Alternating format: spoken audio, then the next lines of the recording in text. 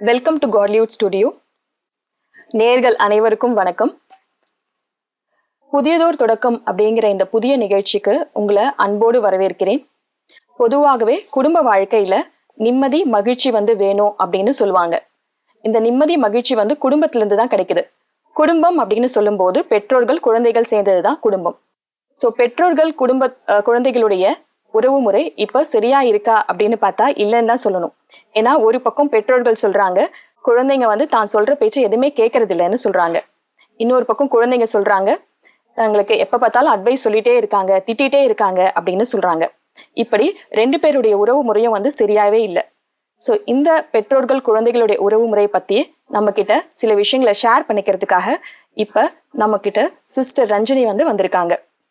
இவங்க சிறு வயதிலிருந்தே பிரம்மா குமாரிகள் இயக்கத்தோடு இணைந்து கடந்த 20 வருடமாக அவங்க இறைப்பணியாற்றி வராங்க. இப்ப அவங்க கிட்ட இருந்து நம்ம சில விஷயங்களை தெரிஞ்சுக்கலாம். வணக்கம் சிஸ்டர். ஓம் வணக்கம். ஓம் சாந்தி. இல்லறத்தில் நல்லறம் அப்படின்னு சொல்லுவாங்க.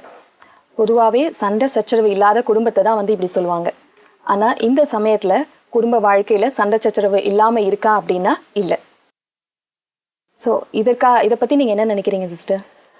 இந்த ஒரு நூற்றாண்டுல குழந்தைகள் வளர்ப்பு அப்படிங்கிறது எப்படி இருக்கு அப்படின்னா அதை கற்றுக்கொள்ள வேண்டிய ஒரு கலையா ஆயிடுச்சு. அந்த காலத்துல குழந்தை வளர்ப்பு அப்படிங்கிறது ரொம்ப இயல்பான ஒரு நேச்சுரலான ஒரு விஷயமா இருந்தது. ஆனா இப்போ அதை பற்றி சைக்காலஜிஸ்ட் நிறைய விஷயங்களை சொல்றாங்க. இதுக்கு ஒரு ட்ரைனிங் கொடுக்க வேண்டி இருக்கு. அது ஒரு கலையா பெற்றோர்கள் கற்றுக்கொள்ளணும் அப்படிங்கிற ஒரு நிலைமை உருவாயிருக்கிறத நம்ம பார்த்துட்டு இருக்கோம். அதுக்காக புக்ஸ் எல்லாம் கூட நிறைய எழுதிட்டு இருக்காங்க. அதுதானே நம்ம பாக்குறோம் இப்போ, இல்லையா சிஸ்டர்? பழைய காலத்துல பாத்தீங்கன்னா அம்மா வீட்டுல இருப்பாங்க. ஸோ குழந்தைங்களை பார்த்துப்பாங்க. அதுவும் இல்லாம குழந்தைங்களும் அம்மா அப்பா என்ன சொல்றாங்களோ அதை அவங்க அப்படியே கேட்டு நடந்துப்பாங்க. என்ன சொன்னாலுமே கேட்டுப்பாங்க. அவங்க அதை செய்யறாங்களோ இல்லையோ அட்லீஸ்ட் அதை அவங்க கேட்டுப்பாங்க, காது கொடுத்தாது கேட்பாங்க. ஆனா இப்ப இருக்க குழந்தைங்களை பாத்தீங்கன்னா அப்படியெல்லாம் அவங்க கேட்கறது கிடையாது, காது கொடுத்து கேட்கறது இல்ல. ஒருவேளை அவங்க கேட்டாங்க அப்படின்னா கூட எதிர்த்து பேசுறாங்க. இதை பத்தி நீங்க என்ன நினைக்கிறீங்க சிஸ்டர்? ஆக்சுவலா ஒரு வளர்ப்பு முறை அப்படின்னு நம்ம சொல்றோம் இல்லைங்களா? ஆமா. ஒரு we can say parenting style அப்படின்னு சொல்லலாம். ஸோ அது பலவிதமா இருக்கு. இப்போ ஒரு சில பெற்றோர்கள் அவர்களுடைய ஒரு வளர்ப்பு முறை பாத்தீங்கன்னா எப்படி இருக்கும்னா ஒரு அதிகாரப்பூர்வமா இருக்கும். ரொம்ப ஒரு அத்தாரிட்டேட்டிவா இருப்பாங்க. அவங்க சொல்றதுதான் செய்யணும். உட்காரணும், எந்திரிக்கணும். அவங்க எப்படி சொல்றாங்களோ அந்த வழியில தான் செய்யணும். ஒவ்வொரு காரியத்தையும் எதா இருந்தாலும் அவங்ககிட்ட கேட்டுட்டு செய்யணும். ரொம்ப ஒரு அடக்கி ஒடுக்கி வைப்பாங்க. எப்போ ஒரு என்ன சொல்லுவாங்கன்னா ஒரு அப்பர் ஹேண்டடா அவங்க எப்பவுமே ஒரு டாமினேட்டிங்கா சில்ட்ரனை அந்த மாதிரி பிஹேவ் பண்ணுவாங்க சில பேரண்ட்ஸ். அப்ப அந்த மாதிரி அவங்க பண்ணும்பொழுது அந்த குழந்தைங்களுக்குள்ள என்ன ஆகுது அப்படின்னா ஃபியூச்சர்ல அவங்களுக்கு ஒரு லோ செல்ஃப் எஸ்டீம் வந்துடும். யாராவது உறக்க பேசினாதான் அதட்டினாதான் வேலை பண்றாங்கிற ஒரு நிலைமை வந்துடும். இது ஒரு விதமான வளர்ப்பு முறை. இன்னொரு வளர்ப்பு முறை எப்படி இருக்கு அப்படின்னா ரொம்ப ஒரு நெக்லெக்ட்ஃபுல்லா விட்டுடுறாங்க. ரொம்ப ஃப்ரீயா விட்டுடுவாங்க குழந்தைங்களை, கண்டுக்கவே மாட்டாங்க. சரி இது பண்றியா பண்ணு, சரி அது பண்றியா பண்ணிக்கோ, ஃப்ரீயா இருந்துக்கோ அப்படின்னு விட்டுடுவாங்க, ரொம்ப லீனியன்ட்டா. அப்படி விடும்பொழுது என்ன ஆகுது அப்படின்னு சொன்னா அவங்க ரொம்ப எதிர்காலத்துல ரொம்ப பிடிவாதக்காரங்களா தான் பண்றதுதான் அப்படிங்கிற ஒரு நிலைமையில ஒரு ஈகோயிஸ்டிக்கா இருக்கிறதுக்கு கூட வாய்ப்பு இருக்கு. அவங்க தவறான வழியில போறதுக்கும் வாய்ப்பு இருக்கு. இது ஒரு விதமான ஒரு வளர்ப்பு முறை. மூணாவதா இன்னொரு வளர்ப்பு முறை என்ன அப்படின்னு சொன்னா ஒரு பேலன்ஸ்டானது, அதாவது ரொம்ப டெமோக்ராட்டிக்னு கூட சொல்லிக்கலாம். அதாவது அவங்களும் ஒரு சில ஹை ஸ்டாண்டர்ட்ஸ் ஃபிக்ஸ் பண்ணுவாங்க குழந்தைங்களுக்கு. இதை தான் செய்யணும், இது செய்யக்கூடாது அப்படின்னு ஒரு விதமான ஒரு ரூல்ஸ் அவங்க ஃபிக்ஸ் பண்ணுவாங்க. இந்த சேம் டைம் அவங்க அந்த குழந்தைங்களுக்கும் ஒரு ஃப்ரீடம் கொடுப்பாங்க. அதாவது அவங்க கிட்ட இருந்தும் சில கருத்துக்களை வாங்குவாங்க. ஒரு சில டெசிஷன்ஸ் அவங்க கிட்டயும் கன்சல்ட் பண்ணுவாங்க. அவங்களுடைய ஒரு வே ஆஃப் என்ன சொல்றது செயல்முறைன்னு நம்ம சொல்றோம் இல்லையா, அது அவங்க முறையிலேயே கூட செய்ய விடுவாங்க. ஸோ இது ஒரு விதமான பேலன்ஸ்டா இருக்கு இந்த வளர்ப்பு முறை.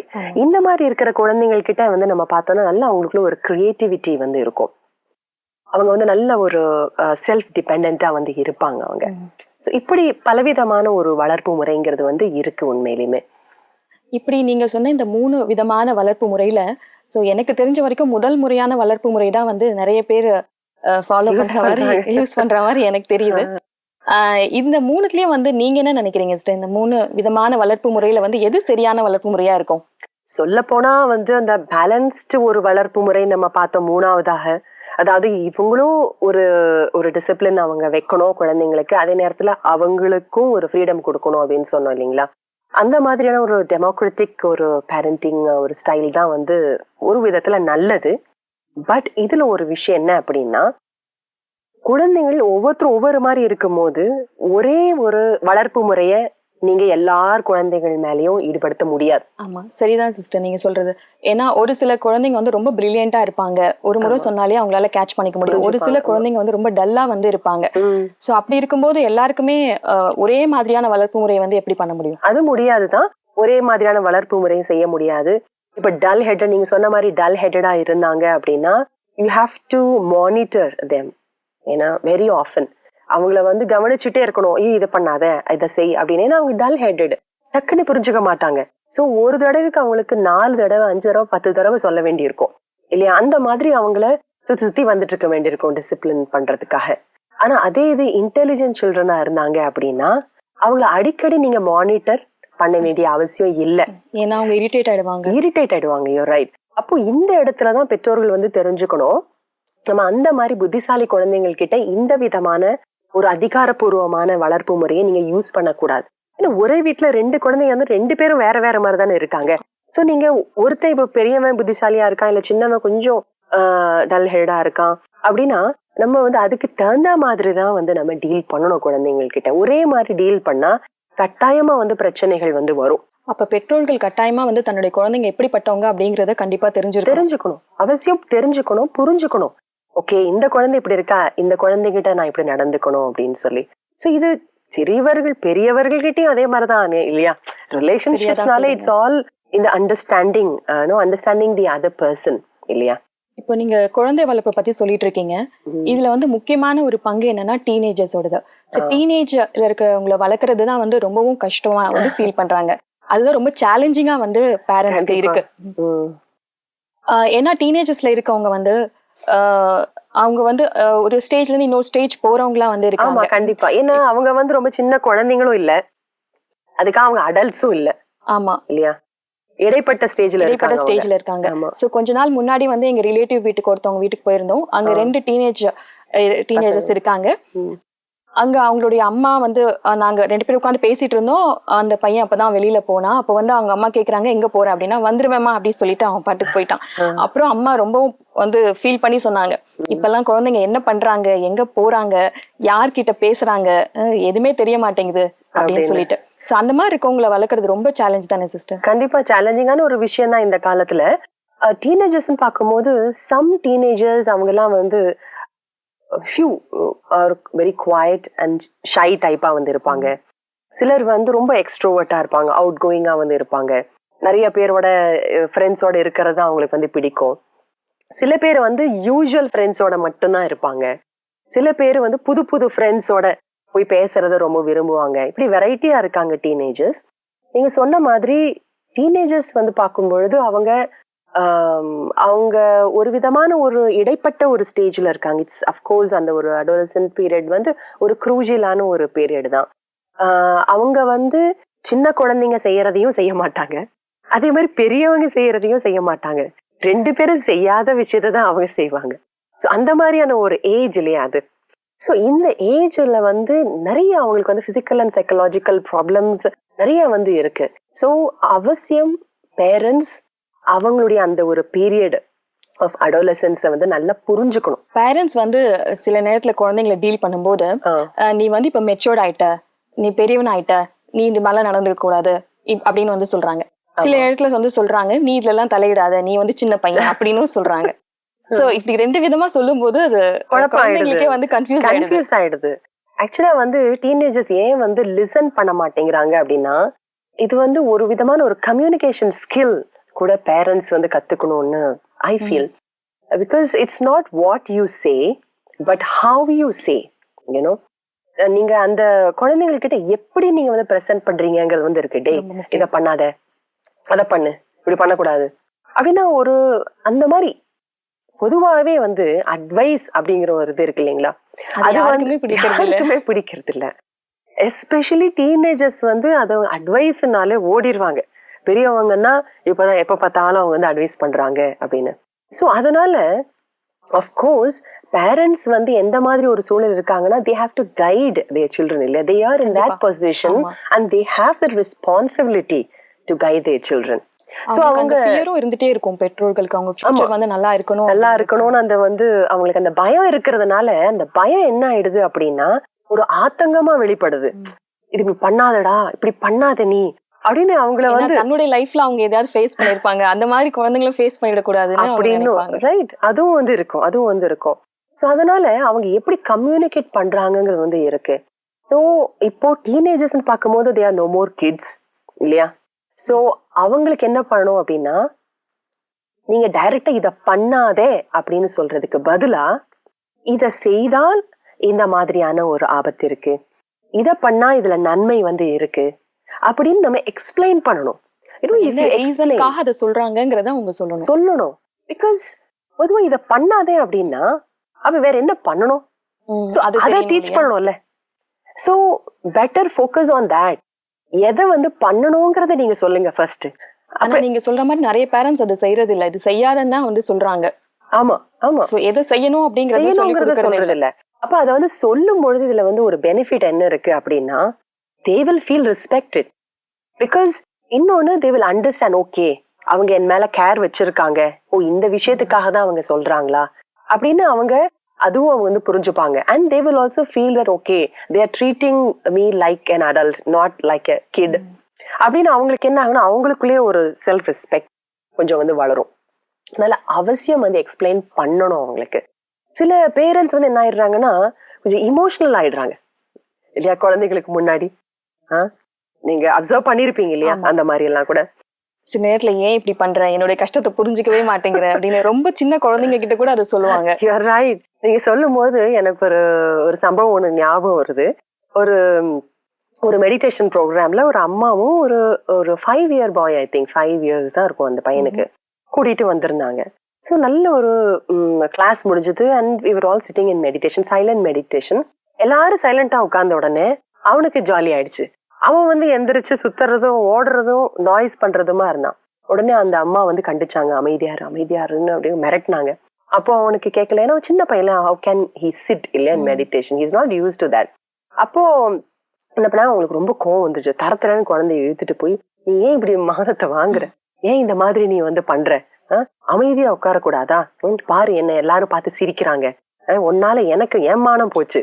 அதாவது அம்மாவோட மானம் போகுது எல்லாம் ஆகுதுன்னு அது எப்படி அவங்க புரிஞ்சுக்க முடியும்? அந்த 5 வயசு குழந்தை எப்படி புரிஞ்சுக்க முடியும்? 4 வயசு 5 வயசு குழந்தை. அப்புறம் வந்து அவன் உடனே அழ ஆரம்பிச்ச உடனே நீ என்கிட்ட சாரி கேளு, நீதான் தப்பு பண்ண அப்படின்னா நான் அவங்க கூட வெளியில போனேன் என்ன நடக்குதுன்னு பாக்குறதுக்காக. அப்ப அவங்க சொல்லிட்டு இருக்காங்க, டேய் அம்மாவை புரிஞ்சுக்கோடா, அம்மாக்கு எவ்வளவு கஷ்டம் புரிஞ்சுக்கோ அப்படின்னு சொல்லிட்டு இருக்காங்க. சி அந்த ஒரு இவ்வளவு சின்ன ஒரு 4 வயசு அவங்களுக்கு வந்து தெரியும். அப்போ நீங்க பாருங்க எந்த இடத்துல பேரண்ட்ஸ் சப்போர்ட் பண்றாங்க. அவங்களுக்கு 30 வயசு ஆச்சு, ஆனா 5 வயசு குழந்தை 30 வயசு அம்மாவை புரிஞ்சுக்கணும்னா எப்படி புரிஞ்சுக்க முடியும் இல்லையா? அப்போ 30 வயசு பெரியவங்க தானே 5 வயசு குழந்தைய புரிஞ்சுக்கணும். கண்டிப்பா. ஓகே, அவனுக்கு இந்த நேரத்துல இந்த வயசுல அவன் எப்படி உட்காருமா? அதனால அவனுக்கு எந்த முறையில அவனுக்கு வந்து சொல்லணும், சரி நீ போய் வெளியில கார்டன்ல விளையாடு, இல்ல ஏதாவது இதை வச்சு பொம்மைகளை ஏதாவது கொண்டு வந்து அவங்க they have to do something இல்ல, அவனுக்கு ஏதாவது ஒரு ஆக்டிவிட்டி கொடுக்கணும். அதனால how to communicate even with the kids, அதே மாதிரி டீனேஜர்ஸ் கிட்டயும் எப்படி கம்யூனிகேட் பண்ணுங்கிறது அவசியம் தெரியணும். சில பேரண்ட்ஸ் என்ன பண்ணிடுறாங்கன்னா ரொம்ப இமோஷனல் ஆயிட்டு, உனக்கு என் மேல அன்பே இல்லையா, உனக்கு என்ன நீ அன்பே பண்ணல, அன்பே இல்ல அம்மா அப்பா மேல உனக்கு அன்பே இல்லையா, நீ நான் இவ்வளவு சொல்றேன் உனக்கு அன்பே இல்லையா அப்படின்னு ஒரு மாதிரி இமோஷனல் ஆயிடுறாங்க. சி ஆக்சுவலா வந்து டீனேஜர்ஸ்ட இந்த மாதிரி இமோஷனல் ஆகிறது அப்படிங்கறதுல கூட நம்ம கேர்ஃபுல்லா இருக்கணும். அவங்க அந்த நேரத்துல குழப்பம் ஆயிடுவாங்க. Of course they have love for their parents, இல்லன்னு கிடையாது, நீங்க இல்லையா அப்படிங்கும்போது அவனுக்கு ஒரு விதமான ஒரு கன்ஃபியூஸ் ஆயிடுவான், என்னது இப்படி சொல்றாங்க அப்படின்னு, இந்த சின்ன விஷயத்துக்கு இப்படி சொல்றாங்களேன்னு ஒரு மனநிலை இமோஷனல் ஆக வேண்டிய அவசியம் இல்லை. சோ அந்த நேரத்துல என்ன பண்ணணும்னா ஒரு அடல்ட் டு அடல்ட் பேசுற மாதிரி அவங்க கிட்ட வந்து பேசணும். டீனேஜர்ஸ் ஃப்ரெண்ட்லியா வந்து அவங்களோட பேசணும்னு சொல்றீங்க. பேசணும் அவங்க கிட்ட. நீங்க இந்த மாதிரி நீ வந்து யோசிச்சு பாரு, நீ இந்த மாதிரி நீ வந்து செய்யும் பொழுது கஷ்டம் வரும் இல்லையா? அப்போ வந்து அஃப்கோர்ஸ் ஆஸ் அ பேரண்ட் அவசியம் நாங்க வந்து we will feel hurt, we will also feel hurt and worried. இப்படின்னு நம்ம வந்து ஒரு அடல்ட் கிட்ட பேசுற மாதிரி அவங்க கிட்ட வந்து பேசணும். ஸோ அந்த டைம்ல வந்து அவங்களுடைய பர்சனல் எக்ஸ்பீரியன்ஸை கூட அவங்க ஷேர் பண்ணலாம் இல்லையா? ஷேர் பண்ணலாம். அஃப்கோர்ஸ் தான் அந்த ஏஜ்ல இருக்கும்போது அவங்க எப்படி அதை எடுத்துக்கிட்டாங்க அப்படின்னு சொல்லலாம். இந்த ஏஜ்ல அவங்களால அதை புரிஞ்சுக்க முடியும் இல்லையா? அதை புரிஞ்சுக்க முடியும். ஆனா இதுல ஒரு சின்ன ஒரு ப்ராப்ளம் இருக்கு. என்ன அப்படின்னா அவங்க வந்து உங்க காலத்துல அப்படி, எங்க காலத்துல அப்படி சொல்லிடுவாங்க இப்படின்ட்டுருவாங்க. அதனால பிராக்டிக்கலா இந்த காலத்தையும் நம்ம புரிஞ்சுட்டு எப்பவுமே பேரண்ட்ஸும் அப்டேட்டடா இருக்க வேண்டி இருக்கு இல்லையா? சோ அதனால வந்து அவங்கள வந்து ரொம்ப கண்ட்ரோல் பண்ண வேண்டாம். இந்த மாதிரி டெஸ்ட் பண்ணாத, அப்படி செய்யாத, இப்படி ரொம்ப வந்து கண்ட்ரோல் பண்ணும் போது என்ன ஆகுது அப்படின்னா they won't listen to the parents. So அதனால அந்த கண்ட்ரோல்ங்கிறதுக்கு பதிலா அவங்க கிட்ட வந்து ஒரு நம்பிக்கையோட நீங்க அவங்க கிட்ட வந்து பேசுங்க. ஏன்னா இப்போ வந்து பேரண்ட்ஸ் வந்து எப்பவுமே கூட இருக்கிறது இல்லையா? ஏன்னா இப்ப வந்து ரெண்டு பேருமே வந்து வேலைக்கு போக வேண்டிய கட்டாயம் வந்து இருக்கு. சோ முன்னாடி அம்மா மட்டும் இருப்பாங்க, அவங்க வீட்ல இருந்து குழந்தைங்களை கவனிச்சுப்பாங்க, அதுதான் அவங்களுடைய மெயினான வேலையா வந்து இருக்கும். ஆனா வந்து இப்ப அப்படி கிடையாது. 2 பேரும் போக வேண்டிய அவசியம், வேலைக்கு போக வேண்டிய அவசியம் வந்து இருக்கு. சோ இந்த மாதிரி டைம்ல வந்து பேரண்ட்ஸ்க்கு வந்து கொஞ்சம் தான் டைம் கொடுக்க முடியுது இல்லையா குழந்தைங்ககிட்ட? சோ அதை எப்படி சிஸ்டர் மேனேஜ் பண்றது பேரண்ட்ஸ்? ஆக்சுவலி டைம் வந்து கொஞ்சம் தான் இருக்கு. அப்ப அந்த டைம்ல குழந்தைகள் நீங்க வீட்டுல இருக்கும் பொழுது, of course you are back from your office, your with your family members in the evening time. அப்போ குழந்தைங்களும் ஸ்கூல்ல இருந்து வராங்க, இல்ல காலேஜ்ல இருந்து வராங்க, வாட் எவர். அப்போ அவங்க வந்து ஏதாவது சொல்ல வரும்பொழுது கட்டாயமா நீங்க அவங்களுக்கு காது கொடுக்கணும். You have to lend your ears to them. அவங்களுடைய விஷயத்த சொல்ல வரும்பொழுது. ஆனா அந்த டைம்ல என்ன பண்ணிடுறாங்கன்னா, அது கொஞ்ச நேரம் தான் இருக்கும் அது.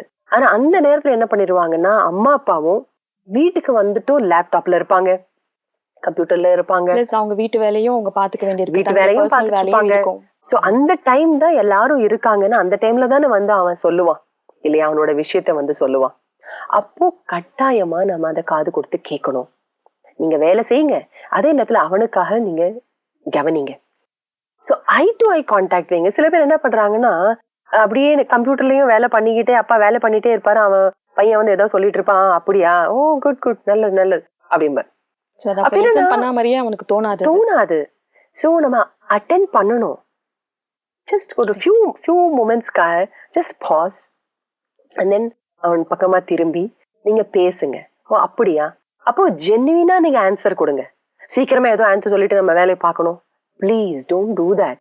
ஏன்னா கொஞ்ச காலம் மட்டும்தான் பையன் உங்களுக்காக உங்க கூட இருப்பான். அப்புறம் அவன் பெரியவனா வளர்ந்து போனதுக்கு அப்புறமா அந்த ஒரு வாய்ப்பே இல்லையே. நீங்க ஏதாவது சொல்றதுக்கோ அவன் ஏதாவது கேட்கறதுக்கோ வாய்ப்பு இல்லாம போறதுக்கு நிறைய வாய்ப்புகள் இருக்கு. சோ அதனால இந்த மொமெண்ட் இந்த குழந்தைகள், அதுவும் எஸ்பெஷலி டீனேஜர்ஸ்க்கு நீங்க அவசியம் டைம் கொடுக்கணும். இன்னொன்னு என்ன அப்படின்னா, சில பேரண்ட்ஸ் வந்து ஒரு 2-3 டைம்ஸ் நான் இப்ப அப்பா வேலையா இருக்கேன்டா அப்புறம் வா அப்படின்னு சொல்றாங்கன்னு வைங்க. இல்ல அம்மா கொஞ்சம் நான் வேலையா இருக்கேன் அப்புறம் வா அப்படின்னு சொன்னேன், நான் அப்புறம் வான்னு ஒரு 3-4 டைம்ஸ் நீங்க விட்டீங்கன்னா அப்புறம் அவனுக்கு என்ன தோணும்? நம்ம இம்பார்ட்டன்ட் இல்ல போல, அது ஒண்ணு தோணும். அதை விட இன்னொன்னு என்ன தோணும்னா, சில பேருக்கு நாம டிஸ்டர்ப் பண்ணக்கூடாது. குழந்தைங்க இப்படி நினைக்கிறாங்கல்ல, we shouldn't disturb our parents, இல்ல அம்மா அப்பாவும் நம்ம டிஸ்டர்ப் பண்ணக்கூடாது, I shouldn't bother them இல்லையா. அவன் போய் சொல்றான் அம்மா கிட்ட, அம்மா நான் வந்து இந்த பிரைஸ் வாங்கினேன் அப்படின்னு வந்து சொல்லிட்டு இருக்கான். ஆனா அம்மா வந்து Facebookல பிஸியா இருக்காங்க. அப்போ வந்து அவங்க கவனிக்கவே இல்லை. அப்போ அவனுக்கு கோவம் வந்துருச்சு, போ அப்படின்ட்டு வந்துட்டான். அதுக்கப்புறமா அப்பா வராரு வெளியில ஆபீஸ்ல இருந்து. உடனே அவன் பையன் வந்து, அப்பா நான் வந்து நானு இந்த பிரைஸ் வாங்கியிருக்கேன் அப்படின்னு வந்து சொல்றாரு. அப்போ வந்து சொல்லும் பொழுது அப்பா வந்துட்டு, அப்படியா, சரி நல்லது. ஆனா அட்லீஸ்ட் ஒரு அப்ரிசியேஷன் வந்து ஏதாவது நம்ம சொல்லணும். அதுக்கப்புறம் சரி சொல்லுடா அப்படின்னு அம்மா அதுக்கப்புறமா வரும்போது, he is busy in his own homework and he says he is not responding. இதுல இன்னொரு விஷயம் என்ன அப்படின்னா, டீனேஜர்ஸ் இருக்கக்கூடிய அந்த டைம்ல இருக்கக்கூடிய ஒரு சில ப்ராப்ளம்ஸ் அவங்க ஸ்கூல் லைஃப்ல ஃப்ரெண்ட்ஸ் கிட்டயோ இல்ல அவங்க பர்சனலி அவங்க சைக்கலாஜிக்கலி சம்திங் ஸோ அதை வந்து அவங்க சொல்லும் பொழுது சம் பேரண்ட்ஸ் என்ன பண்ணிடுறாங்கன்னா அவங்களுக்கு அது பெரிய ப்ராப்ளமா தெரியாது. கரெக்ட் இல்லையா? அப்ப என்ன பண்ணிடுவாங்க, இதெல்லாம் என்னத்துக்கு போய் பெருசா எடுத்துக்கிற அப்படின்னு சொல்லுவாங்க. பட் இதுலயும் பெற்றோர் கவனம் செலுத்தணும் அந்த டைம்ல. ஸோ அந்த நேரத்துல அவன் மனசுல இருக்கிறத சொல்றதுக்கு ஒரு சான்ஸ் கொடுக்கணும். எஸ், அவன் சொல்லும் பொழுது என்ன சொல்லணும், கரெக்ட், இந்த மாதிரி அவன் இந்த மாதிரி எனக்கு ஃபீல் ஆச்சு அப்படின்னு சொல்றாங்க. இல்ல உங்க டாட்டரே வந்து சொல்றாங்க, இந்த மாதிரி ஆச்சுமா, இப்படி இருக்குமா அப்படின்னு சொன்னா, அப்படியா, கரெக்ட், இந்த சமயத்துல உனக்கு இந்த மாதிரிதான் உனக்கு ஃபீல் ஆகியிருக்கும், பட் டோன்ட் வரி. இல்ல, முதல்ல அவங்களோட ஃபீலிங்கை அக்னாலேஜ் வந்து பண்ணணும். இப்போ வந்து ஒரு பொண்ணு வந்து ஸ்விம்மிங் நல்லா வந்து பண்ணுவா. அது ஒரு ஸ்டேட் லெவல் காம்படிஷனுக்கு போயிருந்தா. போயிட்டு என்ன பண்ணிட்டாங்க, அந்த விசில் பண்றதுக்கு முன்னாடியே குதிச்சிட்டா. அப்போ டிஸ்குவாலிஃபை பண்ணிட்டாங்க. அப்பதான் அனுப்பிச்சுட்டு வந்தாங்க. பார்த்தா ஒரு ஃபியூ மினிட்ஸ்ல ஷீ இஸ் பேக் ஹோம். அப்போ என்ன ஆச்சு அப்படின்னு கேட்டோடனே, இந்த மாதிரி வந்து அப்பா கூட்டிட்டு போயிருந்தாரு. அவர் சொன்ன, ஆமா, விசில் பண்றதுக்கு முன்னாடியே அவர் குதிச்சிட்டா அப்படின்ட்டு அவர் பாட்டு ரூம் போயிட்டார். அந்த பொண்ணு ஆல்ரெடி அப்செட் ஆயிட்டு அழுகையில இருக்கு. அப்புறம் உடனே அம்மா வந்துட்டு, ஐயோ இந்த மாதிரி ஆயிடுச்சா, சரி விடு பரவாயில்ல விடு அப்படிங்கிறாங்க. அப்பவும் அந்த குழந்தை அழுகையை நிறுத்தவே இல்லை. அப்புறமா வந்து அந்த ஒரு தாத்தா வந்து ரொம்ப லவ்விங்கான அந்த தாத்தா, அவர் வந்து சொன்னாரு, உட்காருமா அப்படின்னு சொல்லிட்டு, ஓ ஆமா, உனக்கு எவ்வளவு ஃபீல் ஆயிருக்கும்னு எனக்கு புரியுது இல்லையா, அந்த ஒரு இதை மிஸ் பண்ணிட்டேல்ல, அதனுடைய ஃபீலிங் எப்படி இருக்கும்னு I can really relate to that, நல்லா புரிஞ்சுக்க முடியுது அப்படின்னு அதை வந்து சொன்னோன்னேதான் அழுக நிக்குது. சி, இது வந்து ஒரு ஜஸ்ட் சின்ன விஷயம் தான், சின்ன விஷயம். Acknowledging the feelings of the children அப்படிங்கிறது ஏன் நம்ம அக்னாலேஜ் பண்ணக்கூடாது? we know, நம்ம புரிஞ்சுக்கிறோம், ஃபீல் பண்ணிருப்பா குழந்தைன்னு புரிஞ்சுக்கிறோம். பட் அதை வார்த்தைகளாலே நீங்க அக்னாலேஜ் பண்ணுங்களேன். இது கூட ஒரு விதமான ரெஸ்பெக்ட், அந்த குழந்தைக்கு நம்ம கொடுக்குற ரெஸ்பெக்ட். அதே நேரத்துல நம்ம எப்பவுமே வந்து குழந்தைங்களை வந்து வெறும் குழந்தைங்களா மட்டும், என்னுடைய படைப்புகள் அப்படிங்கிற மாதிரி பார்க்க கூடாது. அவர்களும் வந்து இறைவனுடைய குழந்தைகள், ஆத்மாக்கள் நம்ம வந்து சொல்றோம். All are souls. ஒவ்வொருத்தருமே வந்து ஒரு 4 பேர் குடும்பத்துல இருக்கோம் அப்படின்னா, அந்த 4 பேரும் சேர்ந்து ஒரு குடும்பத்துல ஒரு இடத்துல வந்து நம்ம பிறந்து நம்ம எல்லாம் ஒன்னா இருக்கோம் அப்படின்னா, அது எல்லாமே ஒரு உயர்ந்த ஒரு பெரிய ஒரு திட்டம், கடவுளுடைய ஒரு திட்டம், ஒரு உலக நாடகத்தினுடைய ஒரு திட்டம் இப்படின்னுதான் ஆன்மீகம் வந்து சொல்லுது. அப்ப நாம எல்லாரும் ஒரு இடத்துல இருக்கோம் அப்படிங்கும் போது, ஈச் அண்ட் எவ்ரி சோல் வந்து இந்த ஒரு மியூச்சுவல் ரெஸ்பெக்ட் வந்து நம்ம கொடுக்கணும். அப்ப அந்த ரெஸ்பெக்ட்னா பெரியவங்களுக்கு மட்டும்தான் கொடுக்கணும் அப்படிங்கிறது இல்லை, குழந்தைங்களுக்கு நம்ம கொடுக்கணும். அப்போ அது அந்த ரெஸ்பெக்ட் எப்படி கொடுப்பீங்க? அவங்களுக்கு உட்காந்து நம்ம நமஸ்காரம் பண்ணணும், காலை விழணுங்கிற விஷயம் இல்லைங்க. ரெஸ்பெக்ட் அப்படின்னா you acknowledge their problems, their feelings, இல்ல அது கூட they will feel respected. அதை வந்து அவசியம் செய்யணும். சரியா சொன்னீங்க சிஸ்டர். குழந்தை வளர்ப்புல பாத்தீங்கன்னா பெற்றோர்களுக்கு ரொம்ப பெரிய பங்கு வந்து இருக்கு. ஏன்னா குடும்பத்துடைய சூழ்நிலையே அவங்க வந்து சரியா வச்சுக்க வேண்டியிருக்கு. அந்த சூழ்நிலை வந்து சரியா வச்சுக்கிற அந்த பெரிய கடமை வந்து பெற்றோர்களுக்கு இருக்குங்கிறத நீங்க எடுத்து சொன்னீங்க. ரொம்ப சின்ன விஷயம் தான், ஆனா வந்து அதுக்குள்ள எவ்வளவு விஷயம் அடங்கி இருக்கு அப்படிங்கிறது இன்டெப்த் நீங்க நல்லா கிளியரா ரொம்ப ஈஸியான வகையிலையும் எங்களுக்கு எடுத்து சொன்னீங்க சிஸ்டர். மிக்க நன்றி சிஸ்டர். நன்றி. என்ன நேயர்களே, இப்ப நம்ம பலவிதமான வளர்ப்பு முறை பத்தி நம்ம தெரிஞ்சுக்கிட்டோம். எந்தெந்த குழந்தைங்களுக்கு எந்த மாதிரியான வளர்ப்பு முறை யூஸ் பண்ணணுங்கிறதையும் நம்ம தெரிஞ்சுக்கிட்டோம். முக்கியமா வந்து டீனேஜர்ஸ்க்கு எப்படி நம்ம ரெஸ்பெக்ட் கொடுக்கணும், அவங்களுடைய ஃபீலிங்ஸ்க்கு எப்படி ரெஸ்பெக்ட் கொடுக்கணும், அவங்கள எப்படி நம்ம ஹேண்டில் பண்ணணும், இதை பத்தியெல்லாம் வந்து ரொம்ப தெளிவா நம்ம தெரிஞ்சுக்கிட்டோம். இன்னொரு டாபிக்ல இதே நிகழ்ச்சியில மீண்டும் சந்திப்போம். மிக்க நன்றி.